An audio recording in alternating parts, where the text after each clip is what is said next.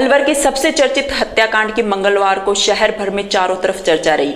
अमूमन ऐसा कम ही देखने को मिलता है कि लोगों को कोर्ट के किसी फैसले का इंतजार हो। ऐसा ही नजारा मंगलवार को शहर के कोर्ट परिसर में देखने को मिला, जहां बड़ी संख्या में पुलिस बल तैनात रहा। इस दौरान कोर्ट परिसर में आमजन के अलावा भी काफी भीड़ रही। मौका था शिवाजी पार्क हत्याकांड की आरोपी पत्नी और उसके प्रेमी को सजा मिलने का। करीब 5.5 साल बाद इस मामले में न्यायाधीश रेणु श्रीवास्तव ने फैसला सुनाया, लेकिन फैसला लोगों की अपेक्षाओं पर खरा नहीं उतरा। आमजन सहित वकील समुदाय को ऐसी उम्मीद थी कि दोनों आरोपियों को कड़ी सजा मिलेगी। लोक अभियोजक ने तो सजाए मौत की अपील की थी, लेकिन आजीवन कारावास की सजा से लोगों को निराशा हुई है। एक और जहां महिला अधिवक्ता ने कहा कि 5 जनों की हत्या एक बड़ा ही जघन्य अपराध है, जिसमें आजीवन कारावास की सजा कम है। आजीवन कारावास का जो प्रावधान है वो भी मतलब कई तरह से वो भी काउंट किया जाता है, दिन रात करके अलग काउंट किया जाता है, और अगर उसके बीच में व्यवहार अच्छा रहता है तो भी उसको फ्री कर दिया जाता है। लेकिन इस वाले केस में क्योंकि मल्टीपल मर्डर्स हुए हैं, तो मल्टीपल मर्डर्स की तो वैसे जनरली देखा जाए तो इसमें यह होता है कि फांसी का सज़ा वो होना चाहिए। हालांकि ठीक है कि यहाँ की जो कोर्ट है यानी डिस्ट्रिक्ट कोर्ट जब भी फांसी देगी तो वो वेरिफिकेशन के लिए एक बार हाई कोर्ट जाएगा जी। हाई कोर्ट अगर उसको अप्रूव कर देती है तभी उसको फांसी दी जाती है, वरना नहीं दी जाती। मतलब आप ये देखिए अपने यहाँ पे जो प्रैक्टिस में हो रहा है वो आजीवन कारावास ही किया जा रहा है, ठीक है। तो इससे क्या है, दूसरे आदमी भी ये सोचता है कि एक मर्डर किया तो भी वही सज़ा है, 2 कर दिया तो भी वही सज़ा है, तो उसका एक तरह से यह है कि बढ़ावा मिल जाता है उससे। मेरा मतलब यह है कि क्राइम को रोकने के लिए ही सजाओं का प्रावधान होता है। और आपको ये भी बता दूं कि इसमें ऐसा नहीं है कि ब्लंटली सबका सिर काटना है, ऐसा नहीं होता जी। उसमें भी हमारे देश में जो सजाओं का प्रावधान है वो रिफॉर्मेटिव है कि उसमें सुधारात्मक व्यवस्थाएं दी जाएं जिससे कि वो सुधार कर सके अपनी लाइफ में और क्राइम से सिविल लाइफ में आ सके। लेकिन इस तरीके उसके लिए ही ये किया गया है कि किसी उसमें 7 साल की सज़ा है, किसी में 14 की है, किसी में 20 की है, मतलब इनको भी स्लैब वाइज किया गया। तो उसमें जो होता है वो सारे आजीवन कारावास कहलाते हैं। लेकिन 7 साल की भी है, आज मान लो रेप वगैरह जैसा मैटर होता है, 7 साल की भी सज़ा है, 14 साल की भी सज़ा है, 20 साल की भी सज़ा है। लेकिन वास्तव में देखा जाए तो आजीवन कारावास ये होता है कि लास्ट मोमेंट तक वो कारावास में रहे, जैसा कि बाहर विदेश वाली उनमें जेलों में देखा जाता है, उनके पैनल्स में देखा जाता है। लेकिन हमारे यहाँ पे मोस्टली ऐसा नहीं होता। हमारे यहाँ मैक्सिमम 20 साल का मैक्सिमम रखा जाता है। और जो मैं आपसे कह रही हूँ कि क्योंकि ये एक तरह से हीनियस ऑफेंस है कि उसने एक मार दिया, दूसरा मार दिया, ऐसा तो है नहीं कि एक बटन दबाते 5 मर गए, ऐसा तो हुआ नहीं। बाकायदा एक एक करके मारा, तड़पते हुए भी देखा, खुद ही के बच्चों को सब कुछ करते हुए देखा है, और उसके बाद भी वो इतनी स्ट्रांग बनी रही कि क्या बोलते हैं तो कुल मिलाकर ऐसा आदमी जो टोटली क्रिमिनल मानसिकता का है तो उसको तो बिल्कुल फ्री रखना, या अपन ये करके कि क्या बोलते हैं अभी 14 साल के दिए या 20 साल के दिए, वो डिटेल अभी उसमें आएगा जो सज़ा का आएगा, तो उसके लिए इतना खुला या इतना हमदर्दी वाला चीज़ नहीं होना चाहिए। ये तो एक हीनियस ऑफेंस है। और दूसरा ये है कि आज इसका सोसाइटी पे बहुत गलत असर पड़ने वाला है।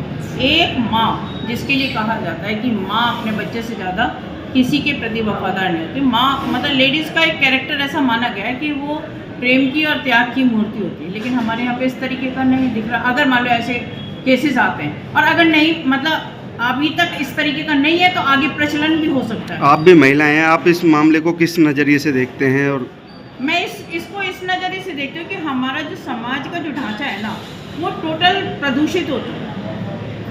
मतलब शादी के बाद अफेयर्स रखना, बच्चों की केयर नहीं करना, मतलब जो हमारे बेसिक काम है हम वही नहीं कर पा रहे। आज आदमी है तो आदमी का एक डिसिप्लिन है, वो सुबह उठेगा, नहाएगा धोएगा, तैयार होगा, अपने काम पे जाएगा, खाएगा पिएगा।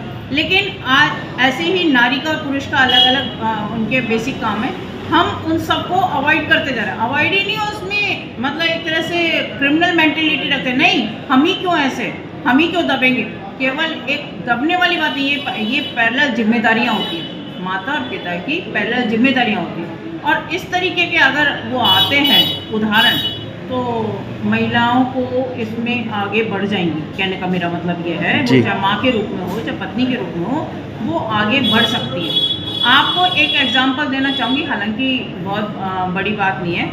कि बीच में आया लिव इन पे भी कोर्ट ने ये दे दिया कि हाँ वो रह सकती है, ऐसा कुछ बीच में आया था, लिव इन को कोर्ट ने ओके कर दिया। आप मानेंगे नहीं, मेरे पास खुद 2-3 केस ऐसे आए जिसमें उस लेडीज़ ने मुझसे ये कहा क्या परेशानी है जब लिव इन के लिए कोर्ट ही मानता। मैंने ऐसे नहीं मानता, कोर्ट ये नहीं कहता तुम खुलेआम व्यभिचार करो।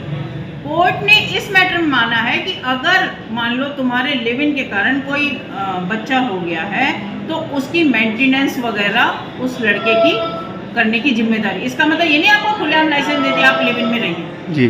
तो उसका मतलब जो इंटरप्रिटेशन जो समाज में निकल रहा है वो ये निकल रहा है। मेरा मतलब ये है कोर्ट की मंशा ऐसी नहीं है, और यही चीज़ मैं इस वाले केस में कह रही हूँ कि कोर्ट की मंशा ऐसी नहीं है कि उसको फ्री छोड़ना चाह रही है, फ्री नहीं छोड़ना चाहती, लेकिन उसके लिए एक एग्जाम्पल जिसको अपन कहते हैं ना कि क्या बोलते हैं एक वो बनाना चाहिए, आइकॉन बनाना चाहिए कि ऐसा होगा तो इतना बुरा हो सकता है आपके साथ। वहीं अन्य वकीलों ने भी साफ तौर पर इस फैसले से असहमति जताई। उन्होंने कहा कि एक ऐसा हत्याकांड जिसने पूरे शहर नहीं देश को हिला दिया, लेकिन जो फैसला आया वो उम्मीद के विपरीत रहा। सुनिए फैसले को लेकर अधिवक्ताओं ने क्या कुछ विशेष कहा।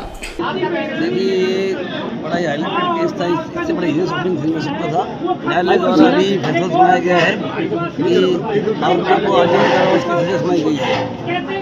न्याय प्रक्रिया में पूरा विश्वास है, बाकी पब्लिक की उम्मीद और जिस तरह केस था इस हिसाब से कैपिटल सेंटेंस में होता तो ज़्यादा बढ़िया रहता कि समाज में ऐसा होता, ज़्यादा भी नहीं कम से कम मरने तक आजीवन काल सजा भी होती तो भी गुंजाइश होती।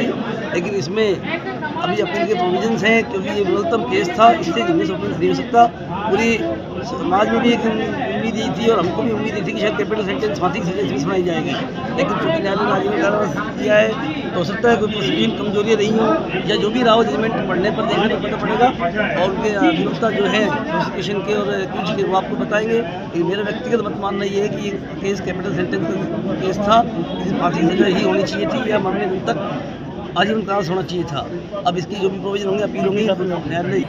अपराधियों में भय दंड के कारण ही होता है। दंड व्यवस्था पूर्व काल से चली आ रही है और आईपीसी का निर्माण भी दंड व्यवस्था का इसीलिए हुआ है कि जब दंड कठोर होगा तो ही अपराध कम होंगे इस समाज में, और जब अपराध दंड की प्रभाव पर निर्भर करता है। अगर दंड ही हल्का होगा तो अपराधी में भय नहीं होगा। जब दंड इस प्रकार का होगा कि अपराध करने से पहले आज अपराधी डरे, जैसा यूपी में माहौल है कि अपराधी आज अपराध करने से पहले सोचता है कि पुलिस निश्चित रूप से तेरा कर देगी, कल्याण कर देगी, तुझे ऐसा सजा मिलेगी, तू औरों को मारने से पहले 20 बार तुझे सोचना पड़ेगा कि तेरे साथ पे भी वैसा ही हो सकता है। तो वहाँ पे भय का माहौल हुआ तो अपराध निश्चित रूप से आप सभी देख रहे हैं कम हुए, और इसी प्रकार दंड जब कठोर होगा तो ये अपराध रुकेगा, और वरना इस प्रकार के फैसलों से निश्चित रूप से अपराधियों के मनोबल ऊंचे होते हैं, समाज में स्थिरता आती है और अपराधियों के हौसले बुलंद होते हैं। इसलिए अपराध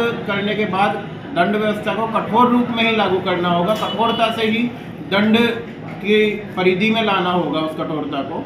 निश्चित रूप से ऐसे अपराधियों को कठोर से कठोर दंड दिया जाना चाहिए, कम से कम इसकी सज़ा फांसी होनी चाहिए, और अगर भगवान ने कोई और सज़ा और कानून में बनाई हुई होती तो उससे ज़्यादा भी होती तो वो उनको होनी चाहिए, जो अपने बच्चों के नहीं